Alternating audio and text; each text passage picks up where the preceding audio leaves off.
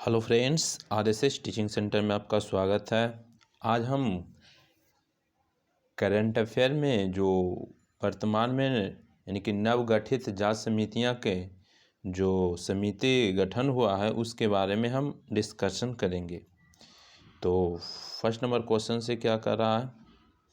First number question से कर रहा है कि एयर दावे समिति जो गठित हुआ था किसके लिए किया गया था? तो अखिल भारतीय यानी कि फुटबॉल महासंघ मामलों की निगरानी हेतु एआर दावे समिति का गठन किया गया था। क्वेश्चन पूछेगा अखिल भारतीय फुटबॉल महासंघ मामलों की निगरानी हेतु किस समिति का गठन किया था?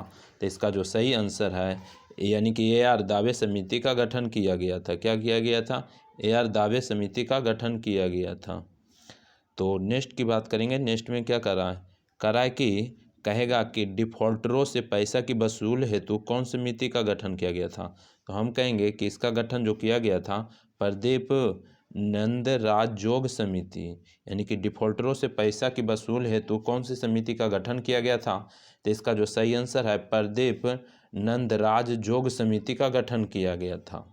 उसके बाद बात करते हैं तो नेक्स्ट की बात करेंगे। तो नेक्स्ट में क्या कर रहा है? नेक्स्ट में बोल रहा है कि प्रधानमंत्री के जापान के दौरे के दौरान सुरक्षा चूक के जांच के लिए समिति का गठन किया गया था। तो इसका जो सही आंसर है जस्टिस इंदु मल्होत्रा समिति का गठन हुआ था। क्या? यानी कि जस्टिस इंदु मल्होत्रा, यानी कि एससी में जस्टिस जिसके अध्यक्षता किए थे कौन? जस्टिस इंदु मल्होत्रा और एससी सुधीर कुमार सक्सेना एचएम। और बात करते हैं यानी कि लखीमपुर खीरी के जो घटना हुआ था उसकी जांच हेतु कौन समिति का गठन किया गया था? तो इसकी जो अध्यक्षता किया गया था प्रदीप श्रीवास्तव लखीमपुर खीरी घटना की जांच हेतु समिति के जो अध्यक्ष हुए थे, यानी कि कौन किए थे? तो प्रदीप श्रीवास्तव किए थे। उसके बाद डीटीसी बस खरीद प्रक्रिया की जाँच हेतु समिति का जो अध्यक्ष बने थे कौन? तो ओपी अग्रवाल। कौन? ओपी अग्रवाल। डीटीसी बस खरीद प्रक्रिया की जांच हेतु समिति के जो अध्यक्ष बने थे ओपी अग्रवाल बने थे। उसके बाद लद्दाख की भाषा, संस्कृति और भूमि की संरक्षण हेतु समिति का अध्यक्ष बने थे जो कौन? तो केंद्रीय गृह राज्य मंत्री जी किशन रेड्डी। यानी कि लद्दाख की भाषा, संस्कृति और भूमि के संरक्षण हेतु समिति का जो अध्यक्ष किए थे केंद्रीय गृह राज्य मंत्री कौन? तो जी कृष्ण रेड्डी किए थे। उसके बाद बात करते हैं नेक्स्ट क्वेश्चन की। तो नेक्स्ट क्वेश्चन में क्या करा है कि नेताजी सुभाष चंद्र बोस की 125वीं जयंती हेतु समिति का गठन हुआ था। उसकी अध्यक्षता पीएम मोदी किए थे। नेताजी सुभाष चंद्र बोस की 125वीं जयंती हेतु समिति का जो अध्यक्ष बने थे पीएम मोदी बने थे। उसके बाद स्वतंत्रता की यानी कि 75वीं वर्षगांठ मनाने हेतु समिति का अध्यक्ष पीएम मोदी ही किए थे। यानी कि स्वतंत्रता की 75वीं वर्षगांठ मनाने हेतु समिति का जो गठन किया गया था उसके अध्यक्ष बने थे पीएम मोदी बने थे। और टीआरपी आकलन हेतु समिति के जो अध्यक्ष बने थे, टीआरपी आकलन हेतु समिति का जो अध्यक्ष बने थे शशि शेखर वेम्पति बने थे। यानी शशि शेखर वेम्पति बने थे। उसके बाद बात करते हैं शहरी नियोजन शिक्षा प्रणाली में सुधार हेतु समिति अध्यक्ष बने थे राजीव कुमार बने थे। शहरी नियोजन शिक्षा प्रणाली में सुधार हेतु समिति के अध्यक्ष बने थे राजीव कुमार बने थे। उसके बाद तनावग्रस्त परिसंपत्तियों पर विशेष समिति के अध्यक्ष बने थे केवी कामथ बने थे। कौन बने थे? केवी कामथ बने थे। यानी कि तनावग्रस्त परिसंपत्तियों पर विशेषज्ञ समिति के जो अध्यक्ष बने थे केवी कामथ बने थे। उसके बाद स्वतंत्रता सेनानियों के कल्याण हेतु गठित पैनल किसकी अध्यक्षता में किया गया था? तो जी कृष्ण रेड्डी के अध्यक्षता में किया गया था। स्वतंत्रता सेनानियों के कल्याण के लिए गठित पैनल के अध्यक्ष जी कृष्ण रेड्डी की अध्यक्षता में किया गया था। नेक्स्ट क्वेश्चन की बात करेंगे। तो नेक्स्ट क्वेश्चन में क्या कर रहा है? नेक्स्ट क्वेश्चन में कह रहा है क्या? नेक्स्ट क्वेश्चन की हम बात करते हैं तो उसके बाद क्वेश्चन में कह रहा है कि पराली जलाने पर रोक संबंधी समिति बनाया गया था। पराली जलाने पर रोक संबंधी समिति बनाया गया था। उसकी अध्यक्ष मदन बी लोकुर किए थे। पराली जलाने पर रोक संबंधी समिति के अध्यक्ष जो बने थे मदन बी लोकुर बने थे। और उसके बाद कोविड-19 वैक्सीन हेतु गठित अधिकार पैनल के अध्यक्ष RS शर्मा बने थे। यानी कि कोविड-19 वैक्सीन हेतु गठित अधिकार पैनल के जो अध्यक्ष बने थे आर.एस. शर्मा बने थे। उसके बाद अजय भल्ला समिति भारत आने वाले चीनी यानी कि निवेशों के परीक्षण हेतु अजय भल्ला समिति का गठन किया गया था। क्वेश्चन पूछेगा भारत आने वाले चीनी निवेशकों के परीक्षण हेतु कौन समिति का गठन किया गया था, तो कहेंगे कि अजय भल्ला समिति। उसके बाद राष्ट्रीय खेल पुरस्कार 2020 चयन समिति के अध्यक्ष कौन बने थे, तो मुकुंद शर्मा बने थे। मुकुंद शर्मा कि राष्ट्रीय खेल 2020 के चयन समिति के अध्यक्ष कौन बने थे, तो मुकुंद शर्मा बने थे। मानव अधिकारों पर कोविड-19 प्रस्ताव का अध्ययन करने हेतु यानी कि विशेषज्ञ समिति के जो अध्यक्ष बने थे डॉक्टर के.एस. रेड्डी बने थे। Doctor KS. रेड्डी बने थे। मानव अधिकारों पर कोविड-19 प्रस्ताव का अध्ययन करने हेतु विशेषज्ञ समिति के अध्यक्ष बने थे डॉक्टर के.एस. रेड्डी बने थे। Doctor KS. रेड्डी बने थे। Doctor KS. रेड्डी बने थे। नेक्स्ट क्वेश्चन की हम बात करेंगे तो नेक्स्ट क्वेश्चन में क्या करा, नेक्स्ट क्वेश्चन में कह रहा है कि यानी कि विकास दुबे यानी कि प्रकरण के न्यायिक जांच हेतु समिति का गठन किया गया था। विकास दुबे प्रकरण न्यायिक जांच हेतु समिति का गठन किया था, तो कौन समिति, तो कहेंगे कि डॉक्टर बी.एस. चौहान समिति। विकास दुबे प्रकरण के यानी कि न्यायिक जांच हेतु कौन समिति का गठन किया गया था, तो डॉक्टर बी.एस. चौहान समिति। उसके बाद बात करेंगे ड्रग रेगुलेटरी सिस्टम सुधार समिति के अध्यक्ष बने थे राजेश यानी कि भूषण। ड्रग रेगुलेटरी सिस्टम सुधार समिति के अध्यक्ष बने थे राजेश भूषण। उसके बाद राष्ट्रीय शिक्षा नीति 2020 के जो अध्यक्ष डॉक्टर के कस्तूरी रंगन कौन बने थे, राष्ट्रीय शिक्षा नीति 2020 के अध्यक्ष कौन बने थे, तो हम कहेंगे कि डॉक्टर के कस्तूरी रंगन। और उसके बाद GOM मंत्रियों के समूह गठित यानी कि आयुध निर्माण बोर्ड के यानी कि निगमीकरण के निगरानी हेतु अध्यक्ष कौन बने थे, तो यानी कि कह सकते हैं कि राजनाथ बने थे। यानी कि जो रक्षा मंत्री है राजनाथ सिंह। यानी कि GOM मंत्रियों के समूह के गठित आयुध निर्माण बोर्ड के यानी कि निगमीकरण की निगरानी हेतु की अध्यक्षता कौन किए थे, तो यानी कि कह सकते हैं राजनाथ सिंह किए थे। उसके बाद बात करेंगे नेक्स्ट की, तो नेक्स्ट में क्या कर रहा, नेक्स्ट में कर रहा है नेक्स्ट क्वेश्चन में कर रहा है कि देखिए कि असम में ऑयल इंडिया लिमिटेड के एक कुएं में हुए विस्फोट की जांच के लिए कौन समिति का गठन हुआ था, तो कहेंगे कि SCL दास समिति। असम में ऑयल इंडिया यानी कि लिमिटेड के एक कुएं में हुए विस्फोट के जांच के लिए किस समिति का गठन हुआ था, तो कहेंगे SCL दास समिति। SCL दास समिति।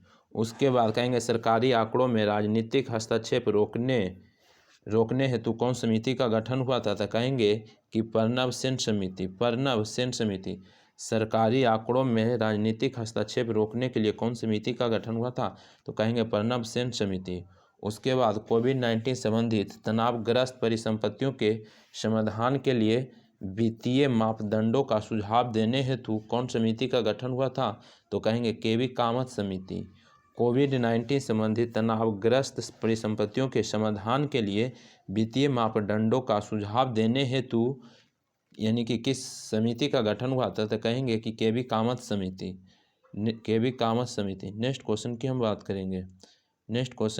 करेंगे तो नेक्स्ट क्वेश्चन में क्या कर रहा है, नेक्स्ट क्वेश्चन में कर रहा है कि देखिए राष्ट्रीय जल नीति मसौदा तैयार करने हेतु जो समिति का गठन हुआ था, कौन समिति का गठन हुआ था, तो कहेंगे कि मिहिर शाह समिति। राष्ट्रीय जल नीति मसौदा तैयार करने हेतु कौन समिति का गठन हुआ था, तो कहेंगे कि यानी कि मिहिर शाह समिति। उसके बाद व्यापार वाणिज्य से संबंधित नीति यानी कि नीति निर्माण हेतु कौन समिति का गठन हुआ था, तो कहेंगे कि सुरजीत भल्ला समिति। व्यापार वाणिज्य से संबंधित नीति निर्माण हेतु कौन समिति का गठन हुआ, तो कहेंगे कि यानी कि सुरजीत भल्ला समिति। और ट्रेनों को निजीकरण क्षेत्रों में देने हेतु कौन समिति का गठन किया गया था, तो कहेंगे कि अमिताभ कांत समिति। ट्रेनों को निजी क्षेत्रों में देने हेतु कौन समिति का गठन हुआ था, तो कहेंगे कि अमिताभ कांत समिति। उसके बाद 2020 व 2024 ओलंपिक की तैयारी हेतु किस समिति का गठन हुआ था, तो कहेंगे कि किरण रिजिजू समिति।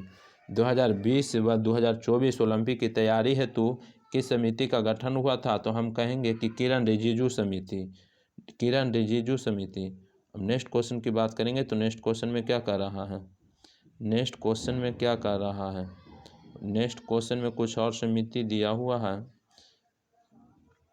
अब ये समितियां इतना ही था। उसके बाद हम कुछ बात कर लेते हैं कि जो नई शिक्षा नीति आया है इसके बारे में हम कुछ बात कर लेते हैं। तो नई शिक्षा नीति में क्या करा है कि 29 जुलाई 2020 को मानव संसाधन विकास मंत्री रमेश पोखरियाल निशंक के द्वारा नई शिक्षा नीति की घोषणा की गई। और नई शिक्षा नीति का निर्माण के लिए यानी कि इसरो के प्रमुख कस्तूरी रंगन की अध्यक्षता में यानी कि विशेषज्ञों की एक समिति ने मई 2019 को राष्ट्रीय शिक्षा नीति 2020 का मसौदा तैयार किया था। क्या किया था, मसौदा तैयार किया था, जिसमें क्या हुआ था क्या कि नया शिक्षा नीति के तहत वर्तमान में सक्रिय 10+2 के शैक्षणिक मॉडल के स्थान पर 5+3+3+4 मॉडल लागू किया गया है। 10+2 के स्थान पर 5+3+3+4 मॉडल लागू किया गया है। और राष्ट्रीय शिक्षा नीति 2020 लागू करने वाला प्रथम राज्य हिमाचल प्रदेश था। प्रथम राज्य कौन था, राष्ट्रीय शिक्षा नीति लागू करने वाला प्रथम राज्य हिमाचल प्रदेश था। और राष्ट्रीय शिक्षा नीति 2020 लागू करने वाला दूसरा राज्य तो मध्य प्रदेश था। दूसरा राज्य बोलेगा तो मध्य प्रदेश। अब बात करते हैं नेक्स्ट टॉपिक के। तो नेक्स्ट टॉपिक में क्या कर रहा है, नेक्स्ट टॉपिक में कर रहा है क्या, तो नेक्स्ट टॉपिक में देखिए, नेक्स्ट टॉपिक में जो 370 और यानी कि तथा 35 से जो समाप्त हुआ उसके बारे में। तो हम कहेंगे कि 11 अगस्त 2019 को जम्मू कश्मीर राज्य का विशेष दर्जा समाप्त कर धारा 370 और 35 को हटा दिया गया। और जम्मू कश्मीर के धारा 370 के 3 खंडों में खंडे अभी भी लागू है। धारा 370 यानी कि हटने के समय जम्मू कश्मीर के राज्यपाल कौन थे, तो सतपाल मलिक थे। और धारा 370 यानी कि हटाने के लिए जम्मू कश्मीर पुनर्गठन यानी कि विधेयक 2019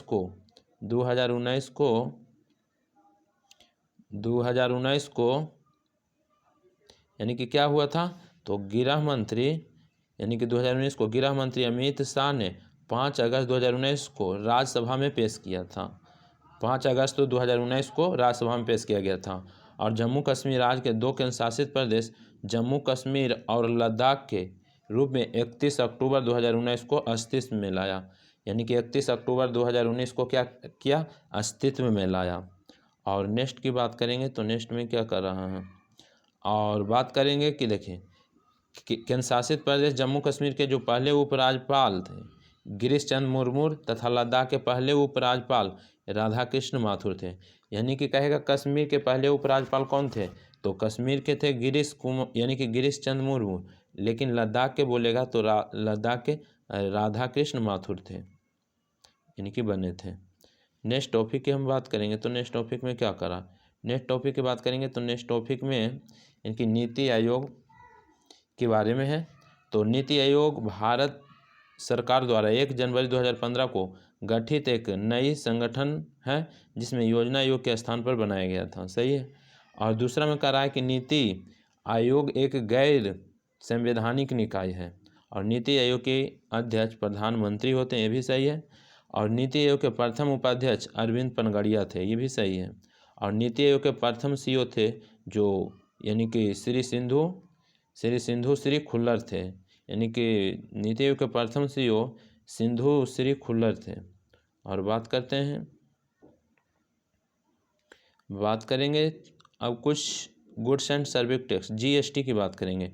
तो जीएसटी में क्या करा भारत में जीएसटी लागू 1 जुलाई 2017 को, और जीएसटी दिवस 1 जुलाई को मनाया जाता है। और जीएसटी का जो फुल फॉर्म होता है गुड्स एंड सर्विस टैक्स होता है, यानी कि वस्तु एवं सेवा कर है।